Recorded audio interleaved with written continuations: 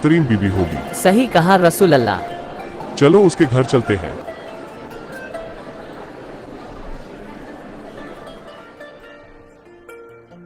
जैनब, मैं चाहता हूँ कि तुम जैद से निकाह करो। क्या? ये तो आपका गुलाम हुआ करता था। मुझे लगा कि आप अपना पैगाम लाए हैं। नहीं, कतई नहीं, मैं इससे निकाह नहीं करना चाहती। ये एक गुलाम था और मेरी सामाजिक हैसियत इससे कहीं ऊंची है। तुम्हें जैद से निकाह करना ही होगा। ओ रसूल अल्लाह, क्या आप मुझे सच में बताना चाहते हैं कि मैं क्या करूं? यदि मैंने तुम्हारे लिए पहले से कुछ तय कर लिया है तो तुम्हें इसे मानना ही है। कुरान सूरा अल अहजाब आयत 36 कहती है, न किसी ईमान वाले पुरुष और न किसी ईमान वाली स्त्री को यह अधिकार है कि जब अल्लाह और उसका रसूल किसी मामले का फैसला कर दे तो फिर उन्हें अपने मामले में कोई अधिकार शेष रहे। जो कोई अल्लाह और उसके रसूल की अवज्ञा करे तो वो खुली गुमराही में पड़ गया। ठीक है, मैं जैद से निकाह करूंगी। मोहम्मद ने तब जैद और जैनब की शादी समारोह का आयोजन किया। एक दिन मोहम्मद जैद को मिलने उसके घर पर गए।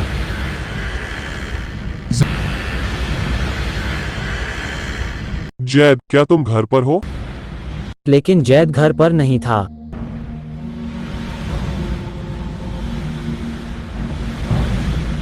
तभी हवा ने पर्दे को उड़ाकर एक ओर कर दिया। नबी मोहम्मद ने जैनब को अपने कक्ष में नग्न खड़े देखा।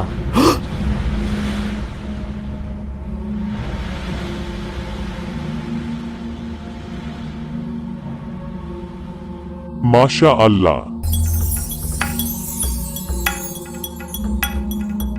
ओह रसूल अल्लाह।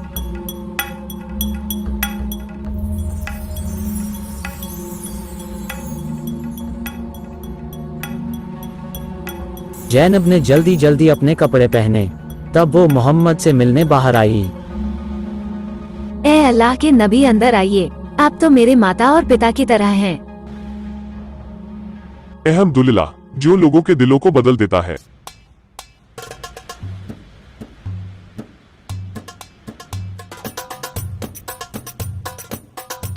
अल तबरी का इतिहास वॉल्यूम 8 पृष्ठ 4 स्पष्ट करता है कि मोहम्मद ने अपनी पुत्रवधू को नग्न देखा। जैनब अपने कक्ष में निर्वस्त्र थी और उसकी तारीफ नबी के दिल में प्रवेश कर गई। अपनी नग्न पुत्रवधू को देखकर नबी को उससे प्यार हो गया।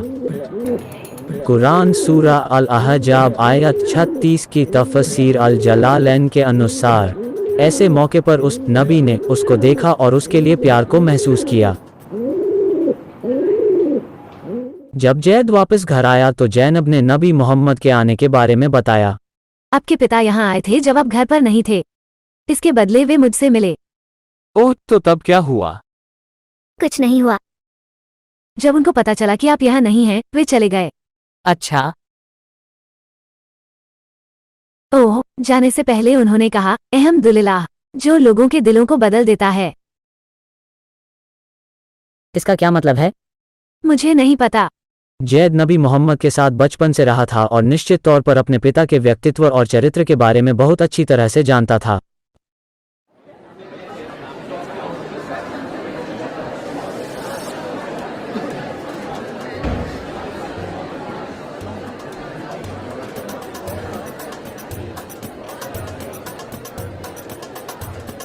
मोहम्मद के लिए अपनी पुत्रवधू के प्रति अपनी भावनाओं को छुपाना काफी मुश्किल था।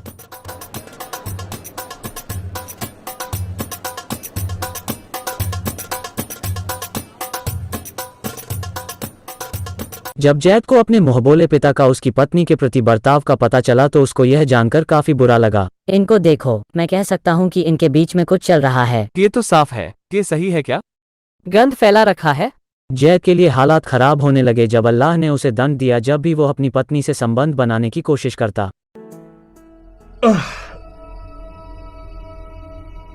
आउच, इसमें दर्द होता है।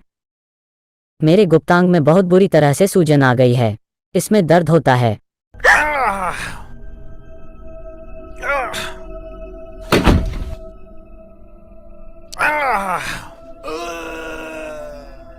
जब भी मैंने अपनी पत्नी से संबंध बनाने की कोशिश की, मेरे गुप्तांग में सूजन आ गई। मैं एक शौहर के तौर पर नाकाम रहा और मुझे दर्द हो रहा था। भाई, मुझे लगता है कि अल्लाह ने तुम्हारे साथ यह किया। उसने तुम्हारे अब्बू के लिए ज़ैनब को बचाने की कोशिश की। इंडिया, क्या है ये इंडिया? दुनिया को कुछ देने का भाव।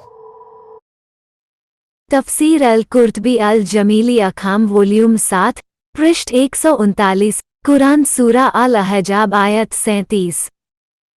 अल्लाह ने मेरे शौहर जैद बिन मोहम्मद के साथ ये किया। जैद के शिशिन में सूजन आने लगी ताकि वो मुझसे संभोग न कर सके। जैद ने अपने मोहबोले पिता मोहम्मद से मिलने का निश्चय किया। रसूल अल्लाह, शायद जैनब ने आपके अरमानों को हवा दे दी है, इसलिए मैं उसे छोड़ दूंगा। क्या समस्या है? क्या उसकी किसी बात ने तुम्हें परेशान किया है? नहीं, खुदा कसम, उसने ऐसा कुछ नहीं किया जिससे मैं परेशान होऊं। अपनी बीबी अपने पास रखो, उससे अलग मत हो और अल्लाह से डरो। लेकिन हकीकत में मोहम्मद ने जैनब के प्रति अपनी इच्छाओं को दबा कर रखा हुआ था। ओह, मैं नहीं भूल सकता कि उस दिन वो अपने कक्ष में कितनी हसीन लग रही थी। मुझे डर है कि कहीं लोग इस ओर ध्यान न देने लगे। ओह, रुको रुको, अल्लाह ने मुझे एक संदेशा भेजा है। कुरान सूरा अल अहजाब आयत 37। याद करो ए नबी, जबकि तुम उस व्यक्ति से कह रहे थे जिस पर अल्लाह ने अनुकंपा की, और तुमने भी जिस पर अनुकंपा की, कि अपनी पत्नी को अपने पास रोके रखो और अल्लाह का डर रखो, और तुम अपने जी में उस बात को छुपा रहे हो जिसको अल्लाह प्रकट करने वाला है। उसके बाद मोहम्मद ने जैद को फिर नहीं रोका।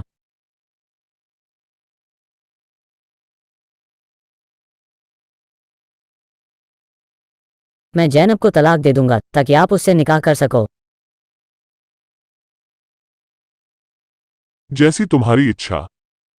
निश्चय ही, ऐसे गैर वाजिब प्रस्ताव से एक इज्जतदार आदमी स्वयं को बेइज्जत महसूस करेगा। लेकिन ऐसा लगता है कि नबी के खुद के नैतिक मापदंड थे। लोगों ने मोहम्मद के जैनब से निकाह करने की योजना के बारे में गुफ्तगू करना शुरू कर दिया। ऐसा कैसे? वो अपनी पुत्र वधू से निकाह कर सकता है? कुरान अल सूरा अहजाब आयत 36 में अल्लाह ने जैनब को जैद से निकाह करने को मजबूर कर दिया, लेकिन अगली ही आयत में उसने मुहम्मद का निकाह जैनब से कर दिया। ऐसा क्यों है कि कुछ और करने से ज्यादा अल्लाह मोहम्मद की यौन इच्छाओं को पूरा करने में चिंतित रहता है?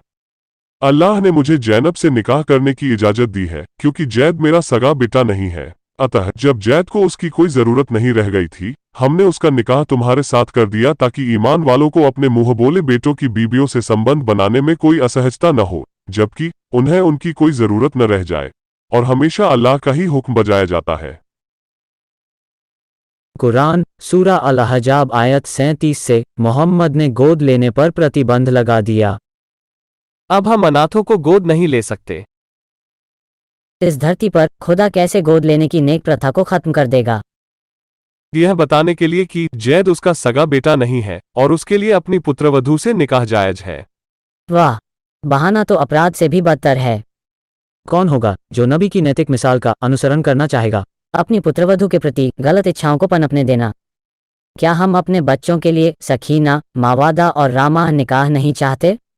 यह रसूलुल्लाह के कई विशेषाधिकारों में से एक है, आपके लिए नहीं बल्कि केवल नबी के लिए।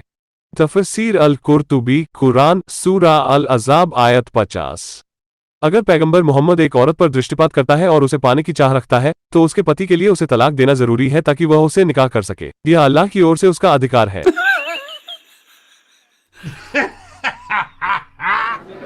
मोहम्मद और जैनब के लिए एक शादी समारोह का आयोजन किया गया।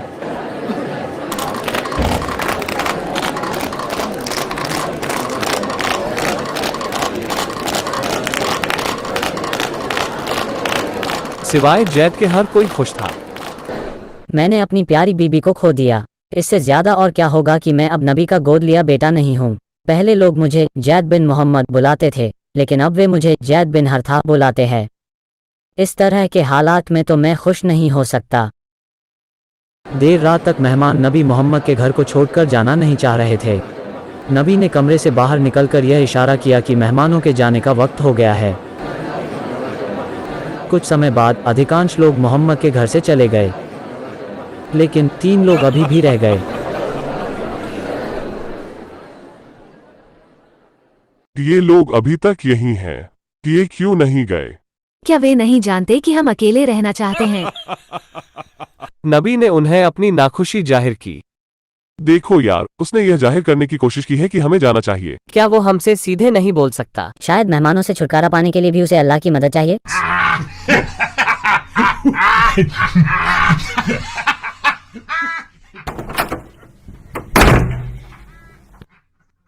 अंत में मुझे क्या करना होगा? उन्हें जाने के लिए कहना होगा। लोगों में कोई तमीज नहीं है। ये रही आयत ऐसे मेहमानों से छुटकारा पाने के लिए जो बहुत देर तक तुम्हारे घर में रुके रहते हैं।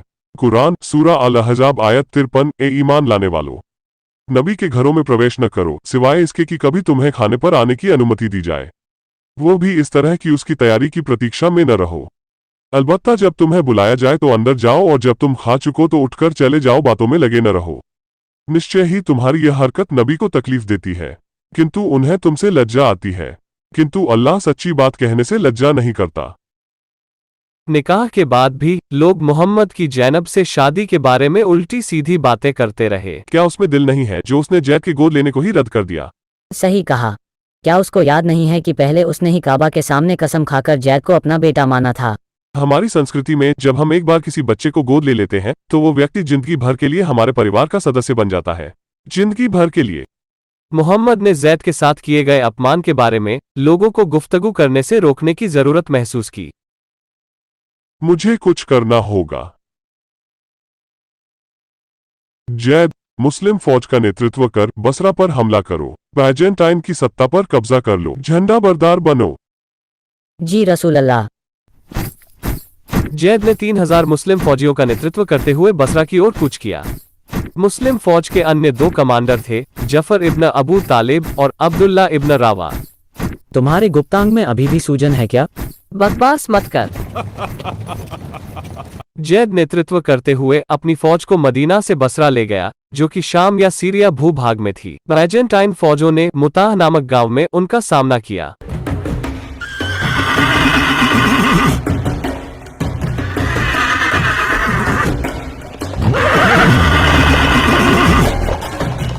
ओह, ये तो पहले से ही हमारी ताक में बैठे हैं। भागो भागो।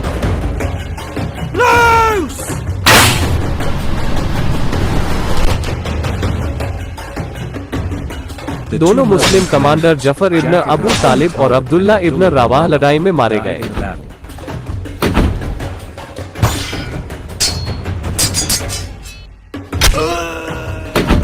पहले मोहम्मद के हुक्म से जैद कुरैश व्यापारियों पर हमला और लूटमार का काम किया करता था, जो कि आसान शिकार थे। इस बार उसका सामना एक असल शक्तिशाली फौज से हुआ था।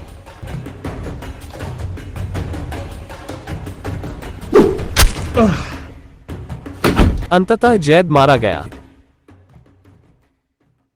आइए नबी मोहम्मद और जैनब की प्रेम कहानी की तुलना किंग डेविड के साथ हुई घटना से करते हैं, जो कि बाइबल द्वितीय सैमुअल चैप्टर 11 और 12 में लिखी हुई है। जिस प्रकार नबी मोहम्मद जैनब को पाने के लिए लालायत थे, किंग डेविड भी बातशीबा के लिए जुनूनशुदा था, जो कि एक उराय नामक इस्राएली सैनिक की बीबी थी। किंग डेविड ने तब उराय को रास्ते से हटा दिया ताकि वो बातशीबा से शादी कर सके। बाइबल का असल खुदा यहवे अपनी पवित्रता से साथ डेविड या किसी अन्य के पापों के लिए कोई समझौता नहीं करता, जबकि डेविड उसका खुद का चुना हुआ किंग था।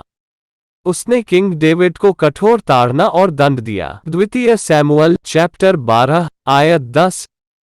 इसलिए अब तलवार तेरे घर से कभी दूर न होगी। फलस्वरूप डेविड ने आंसुओं से पश्चाताप करते हुए प्रार्थना की। चैप्टर 51 आयत 1 से 3 तथा 10।